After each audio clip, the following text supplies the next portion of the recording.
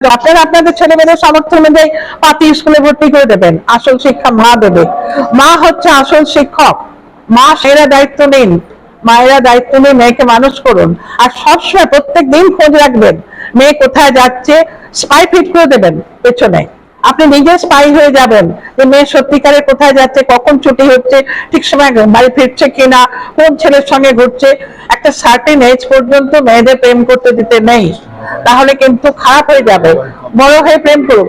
আর ওই যে বসে বসে ওই যে একটা সর্বনাশের গোড়া এখন প্রচলন হয়েছে, মেয়েরা রাত্রিবেলা ঘুমায় না, মেয়েরা আবার শীতকালে ওই লেপ চাপা দিয়ে, লেপের কম্বল চাপা দিয়ে লেপের মধ্যে মা ঘুমিয়ে পড়েছে, ওইগুলো একটু খেয়াল রাখবেন করুন। সমাজে দিনকাল খারাপ আসছে, আপনারা যদি না কাজ করেন তাহলে পরবর্তী সময় যারা আসবে আরো খারাপ হয়ে যাবে। সরি, আমি একটু জল খেয়ে নিচ্ছি। গিরিশচন্দ্র ঘোষের নাম শুনেছেন অনেকে, নাট্যকার, নাটক লিখতেন, অনেকেই শুনেছেন। রামকৃষ্ণদেবের পরম প্রিয় ছিলেন। গিরিশচন্দ্র ঘোষ হঠাৎ কলকাতার একটা বাড়িতে একটা বৈঠকখানা ঘরে ঢুকলেন।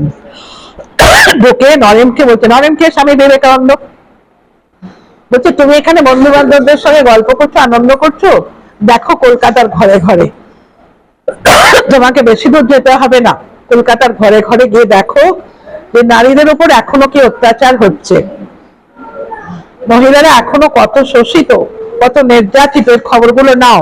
বসে বসে তো গল্প, গিরিশ এবং বন্ধু তো, গিরিশ তো বন্ধু।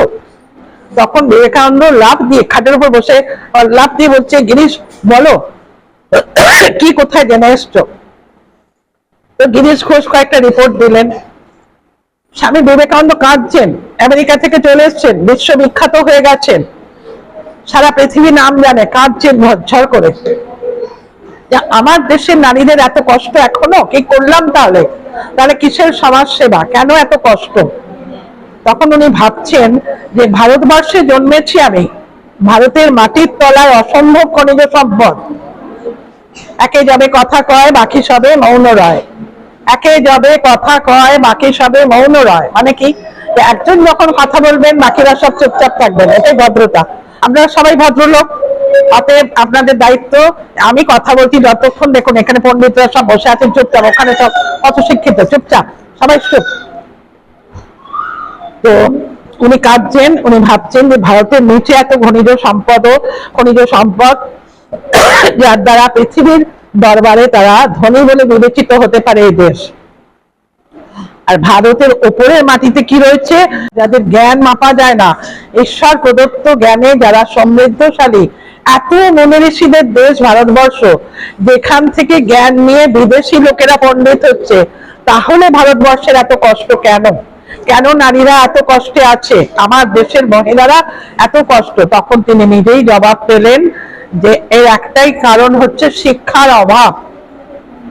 আর কোথায় শিক্ষার অভাব? নারীদের মধ্যে শিক্ষার অভাব।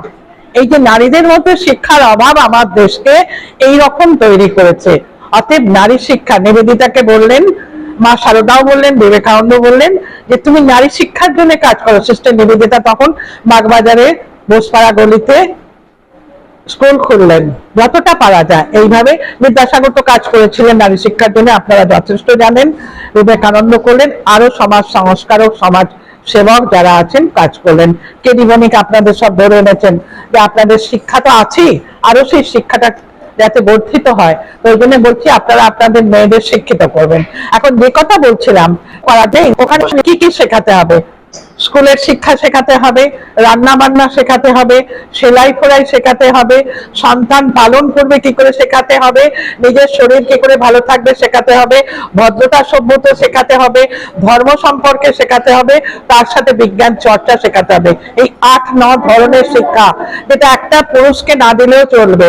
এত শিক্ষা পুরুষকে না দিলেও চলবে, সমাজ অটোমেটিক্যালি চলে যাবে। কিন্তু মেয়েদের এই প্রত্যেকটা বিভাগে শিক্ষিত হতে হবে। পুরুষ যদি 4-5টা বিভাগে শিক্ষিত হয়ে যায়, সমাজ ভালোভাবে চলবে। কেডি বণিক কি প্রত্যেকদিন রান্না করেন? আপনারা প্রত্যেকদিন রান্না করেন, আমি প্রত্যেকদিন রান্না করি, বন্দনা ম্যাডাম প্রত্যেকদিন রান্না করেন। আমাদের রান্না করতেই হবে, করতেই হবে। আমি প্রত্যেকদিন নিজে হাতে রান্না করি, রান্নার লোক রাখিনি।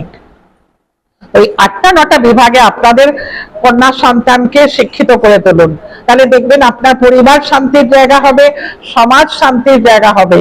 একটা দুটো যে পরীক্ষায় পাশ করে আসলো, ওরে বাদে বিশাল নম্বর করেছে, একবার 90% নম্বর, যাও যাও রসগোল্লার হাড়ি নিয়ে এসো, মেয়েকে একটা লেগিংস কিনে দাও, চল সিনেমায় চল, এ সমস্ত আনন্দ নয়। ও সমস্ত ন্যাকামি করলে চলবে না। মেয়েকে ধরে ধরে সবকিছু শেখাতে হবে, যে তুই রান্না কর, তুই বাসন মাজ, তুই সমস্ত কাজে শেখ, তার সাথে সাথে পড়াশোনা কর। যদি তুই না করিস তাহলে তুই শিক্ষিত নয়। সমস্ত কাজ 8-9 ধরনের শিক্ষা, এগুলো শেখাবেন।